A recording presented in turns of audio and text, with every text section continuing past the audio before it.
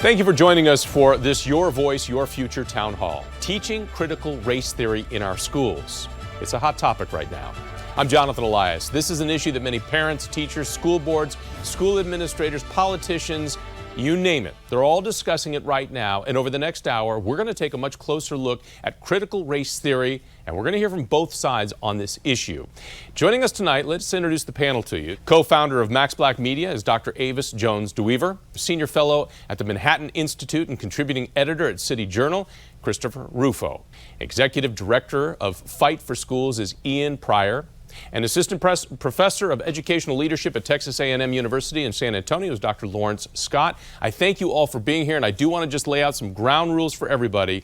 This is just going to be a healthy discourse about a very passionate topic, and we're going to learn from each other, hopefully, as we get through this hour, as opposed to either lecturing or yelling at one another. So let's temper our mood a little bit, and we'll offer up some perspective to folks at home. First, though, let's take a look at how critical race theory is playing out on the national stage.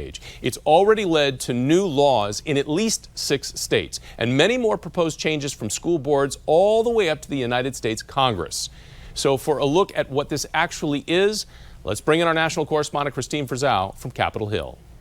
So a lot of this discussion revolves around the way our children are taught about racism. Should it be, a chapter on slavery in elementary school, or should it involve digging deeper into how racism of the past plays a role in the present?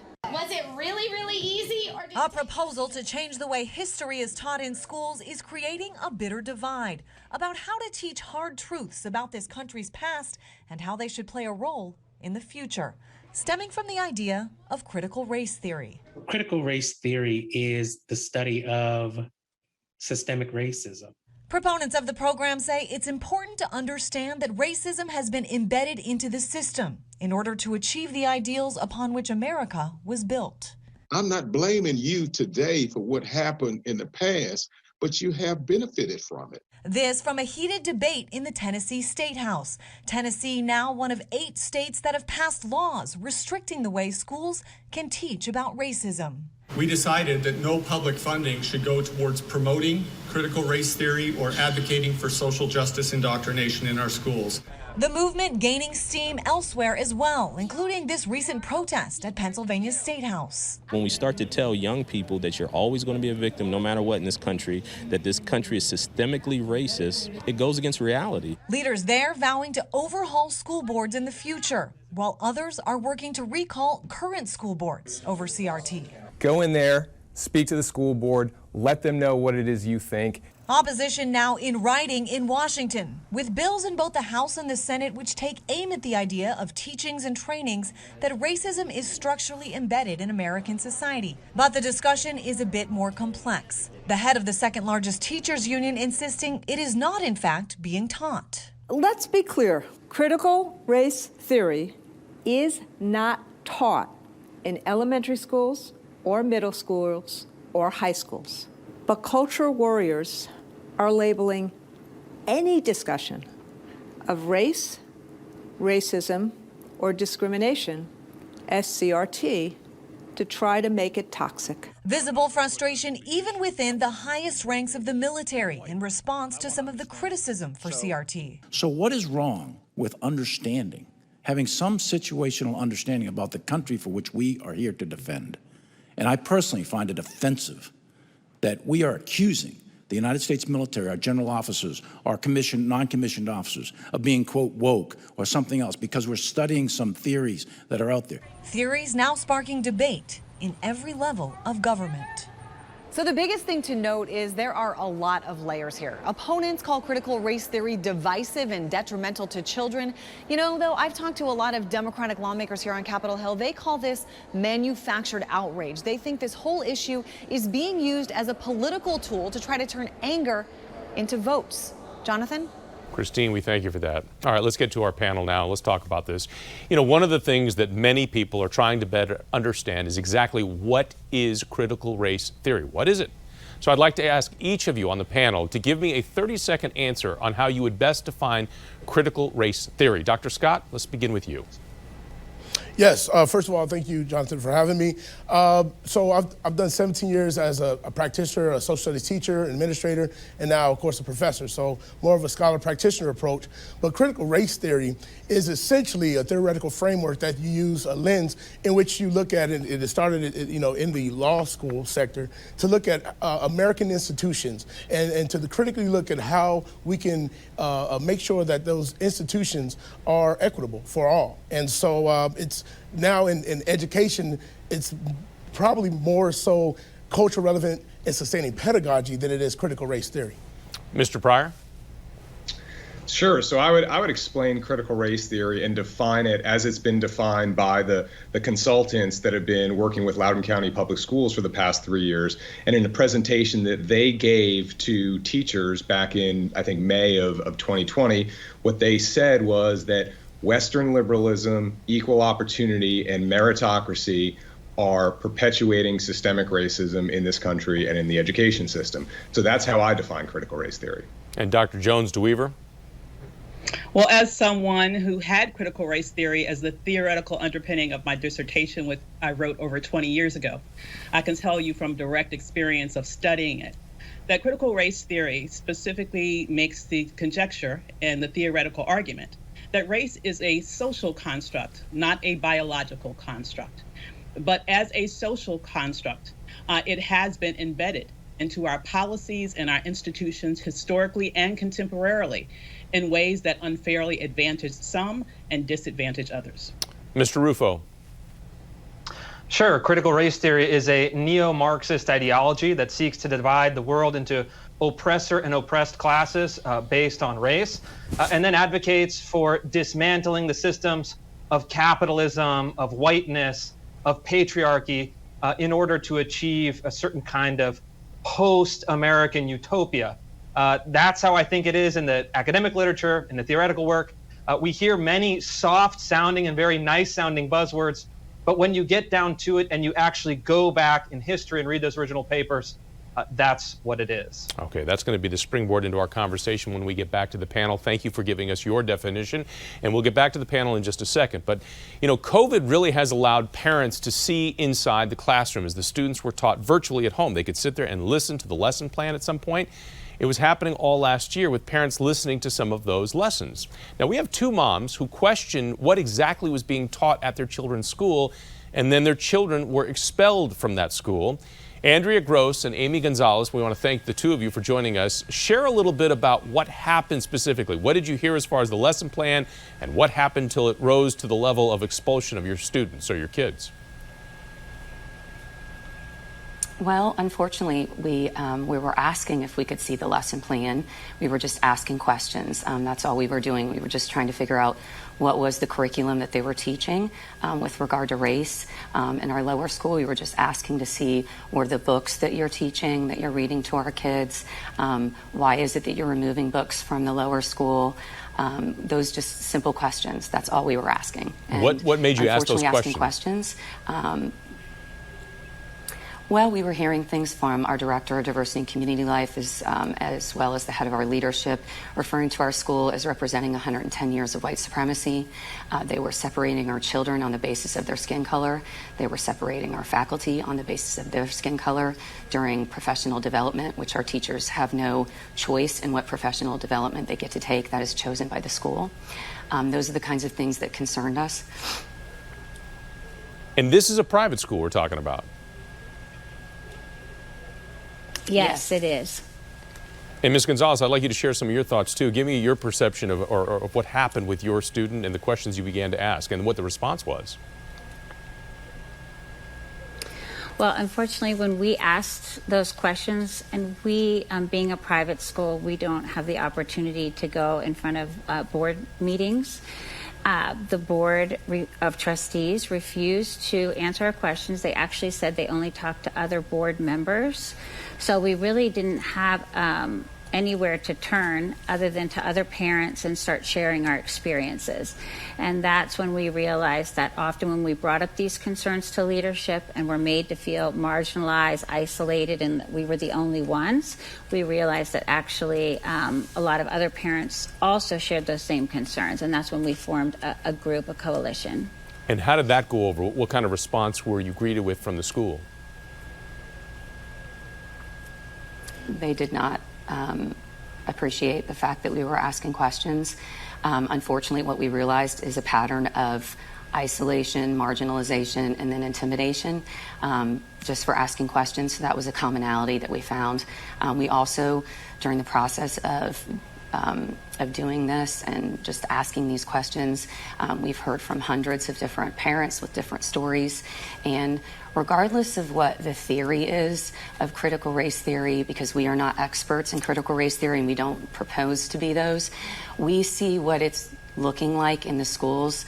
And we have stories of biracial child, for example, that comes home off of the bus crying, and her mother asks her, "Why are you crying?"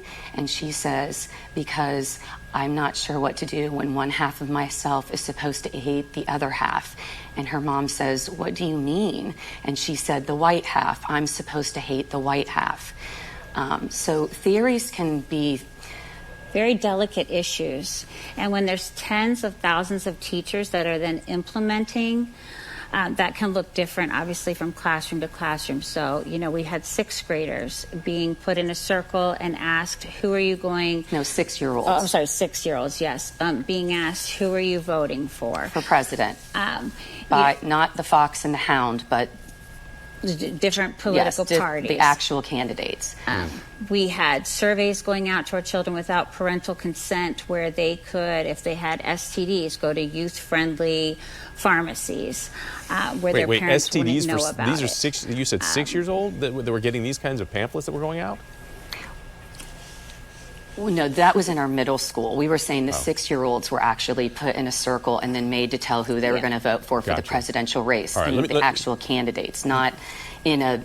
Yeah, let me stop you two for just a second, though. To be fair, we have a statement from the school. Columbus Academy sent this to our station in Columbus, and it says, in part, quote, "No child has ever been denied re-enrollment to Columbus Academy because a parent raised questions, concerns, or criticism about a child's education. However, any parent who waged a public campaign of false and misleading statements and inflammatory attacks harmful to the employees, the reputation, or the financial stability of Columbus Academy would be in clear violation of the enrollment agreement and would be denied re-enrollment for the following school year." Your reaction to that is what? So we asked for an independent audit, we asked for an independent financial audit, and we asked for a confidential reporting line for our faculty and staff. Last question for the two of you is, how has this experience impacted the way you feel about being more aware of what your children are actually being taught in school? I think I think all parents should be very aware of what their kids are being taught in school. And again, theories can be wonderful, but unfortunately, what they look like in reality when they play out in the classroom can be a very different thing. And they can result in really emotionally being detrimental to our kids, and looking at life through a film of only seeing people by an immutable characteristic is regressive, and it is not being pro-human. Yeah, I appreciate, we're just running a little out of time. I appreciate the two of you taking the time for us tonight. Thank you very much. I do want to get back now to our panel, because when you hear what happened to those two parents questioning what was going on with their students and the curriculum, Dr. Jones-Dweaver, what role do you think parents should have in the classroom? Do parents have the right to question what's being taught to their child at any age, especially when they're young? I'm wondering, are there any black parents at that school? I don't know. I don't have the demographic breakdown for you. Okay, because the reason why I asked that question is that I would be interested to know what the black parents thought of that situation. I feel like that particular panel was very lopsided and was from a specific perspective that was clearly politically tilted. As someone who is an expert in critical race theory, I can tell you with 100% certainty that it does not teach people or advocate for one group of people to hate another group of people. That is complete and utter falsehoods. Okay, number one. Number two, critical race theory is an upper level, graduate level course of study that is not taught in elementary and secondary school. I myself was not introduced to it until I was at the dissertation stage of my PhD studies. What is going on right now is something akin to a book burning ideology that is pervading our nation around the teaching of history. And it is around this issue, I would call it is a overcorrection as it relates to white fragility in the discussion of historical facts. But there are many, as you know, that would disagree with what you're saying, and everybody seems to have a very passionate viewpoint, and it all semes to be a lot different. Everybody seems to have a different view here. Go ahead quickly. We've got other panels. As a parent of 2 children who have actually gone through elementary and secondary school, the last one is entering college next year. I can tell you that Black children, ever since I was being educated in schools in this country, have gone for years through educational systems which minimize our history or don't really talk about it at all. And this is an attempt, I believe, to really take any discussion of race out of the schools. And we don't get past our challenges with race in this country if we refuse to face it. Well, Mr. Pryor, let's bring you into the conversation here, because as myself, I was a history major and I was a byproduct of public schools, and we learned all about slavery. We learned about Jim Crow. We learned about all of these things. Black people are more than slavery. I'm sorry? Black people are more than slavery. That's my point. I understand. I understand that, people. but I'm just saying that there were some very sensitive and delicate topics that were taught back then to young kids. And so, Mr. Pryor, let's bring you into the conversation here. Your reaction when you hear 2 parents that are questioning the school about what their kids are learning, and then they find themselves having their kids expelled. Well, that's certainly something that we've been dealing out here in Loudoun County, where, and we're dealing with a public school system. So, we pay our taxes. The school board works for us. We elect them, and we haven't been, getting the transparency. And part of the problem is, you get these, well, we're not teaching critical race theory. That'll come from the school board. No one's ever saying that you're teaching the graduate level subject of critical race theory. But what we are saying is that when we FOIA documents from the previous superintendent that says, yes, our teacher trainings and our educational curriculum do align with critical race theory, it kind of blows a hole through the argument that critical race theory is not used in elementary school. We have seen dozens of documents from grades as young as kindergarten where they're being taught to view people as part of an identity group, not as individuals. And so I've talked to people all over the county, and different races, different ethnicities, and what you really see is that it creates a sense of guilt in Caucasian students, a sense of victimization in African-American students, confusion in mixed race students, and ultimately when you deal with the Asian students, and that is the largest minority in Loudoun County, they're really left as collateral damage, especially when they start tweaking admissions programs in some of these higher performing schools. What we've seen now is that the Asian admissions are going down. The Black and Hispanic population is going up a little bit, but ultimately it's the white population in those schools that's rising. So it's counterproductive to what they're trying to do. Well, Dr. Scott, let me bring you in. When do you feel critical race theory should actually be taught? Should it be in the K through 12 schools? Should it be something that's held over? I think it was born in postgraduate. It came out of law school at Harvard. I mean, when should it be introduced to kids? Right. I know we're dealing with the actual definition, but look, our country needs to heal. In order for us to heal, we need to have critical, crucial, cogent conversations about race.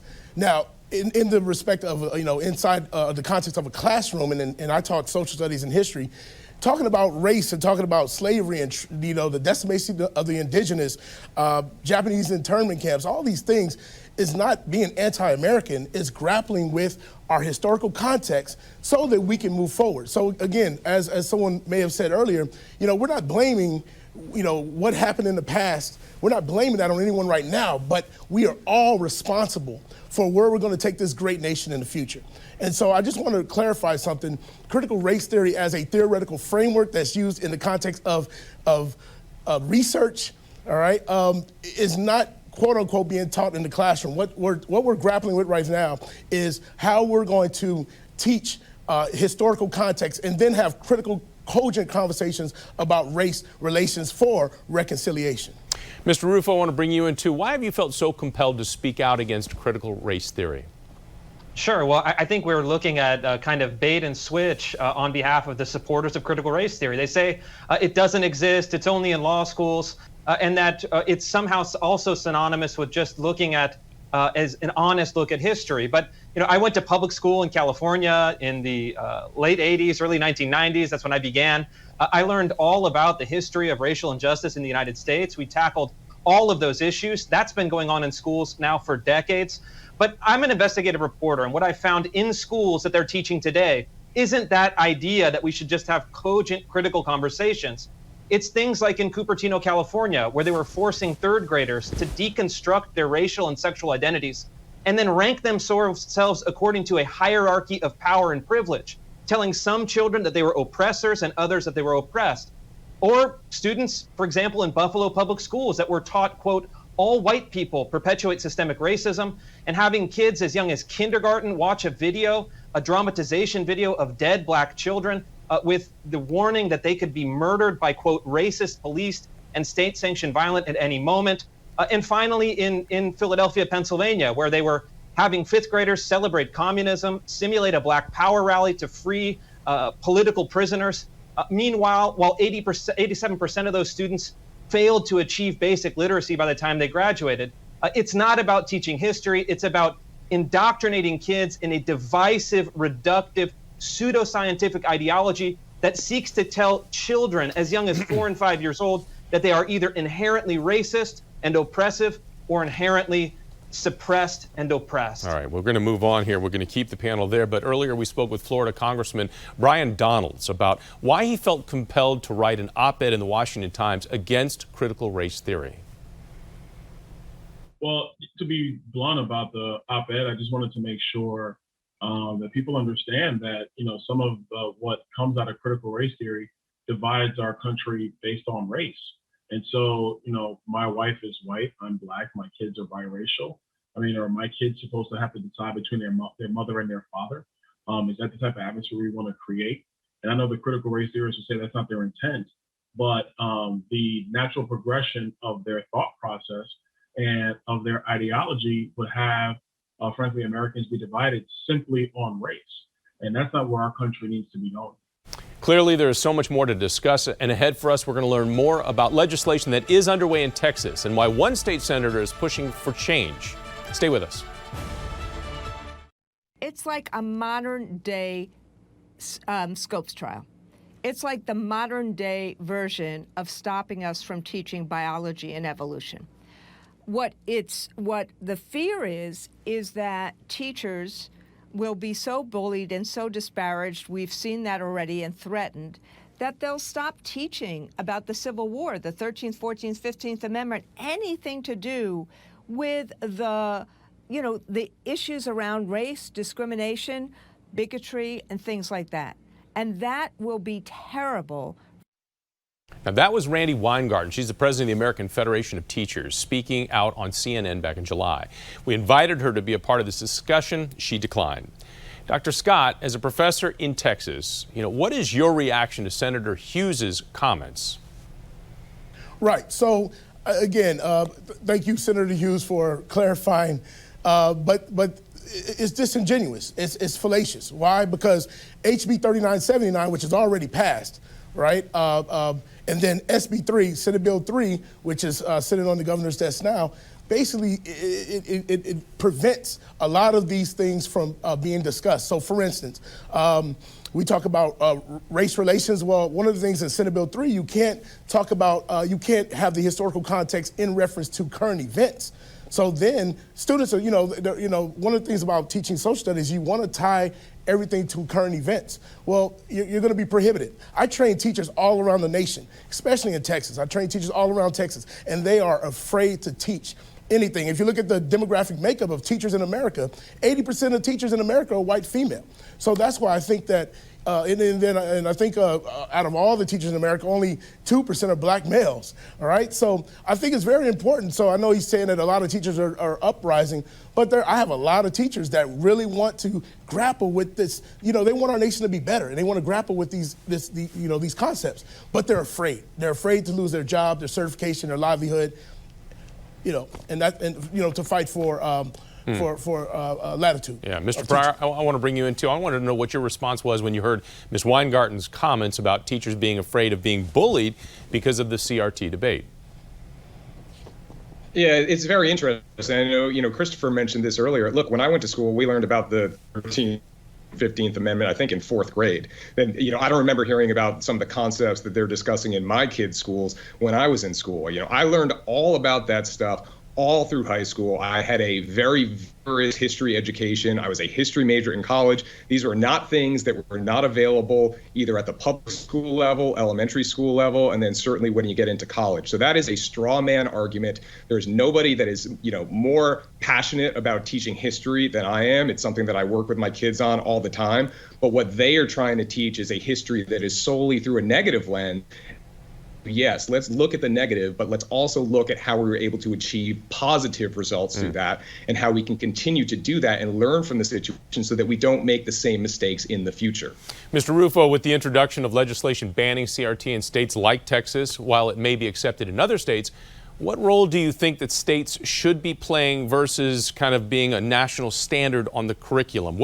Shouldn't there be sort of a national standard for all students across the country, whether you're in California, New York, or Florida, or up to Michigan? No, there shouldn't. I mean, that's why we have a federal system. That's why we have, in many cases, local control over the curriculum, because different states have different values and different constituents, and they want to teach in a different way. This is a kind of the laboratory and experimental system. I expect that the curriculum in California is going to look very different than the curriculum in Florida, and they should be free to do that.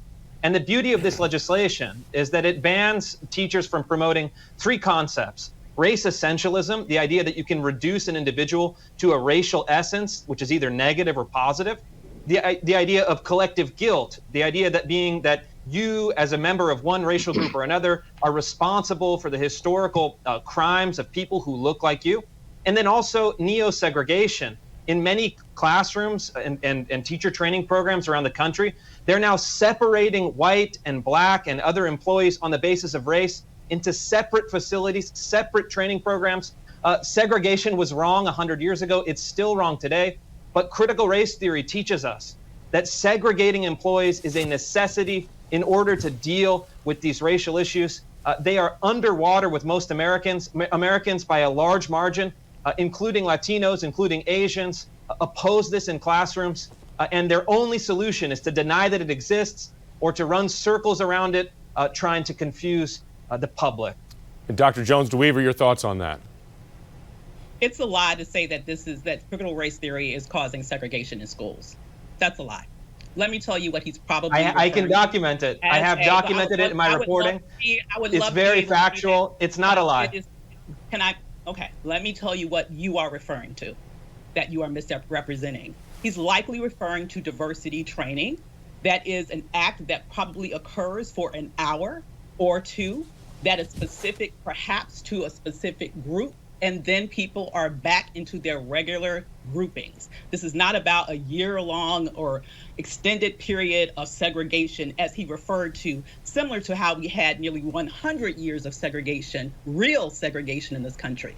So to use that term in this very disingenuous way is insulting to me as someone who has a background with a community that actually experienced real segregation. Let's also talk about this bill, the things that were banned in this bill. What this bill banned was the teaching of the fact that the Ku Klux Klan is morally wrong. Is this bill trying to now say that the Ku Klux Klan is morally right? I can't imagine that anybody would teach that the Ku Klux Klan was anything but morally wrong. I am telling you that it is banned in this bill, and you can read the bill if you don't believe me.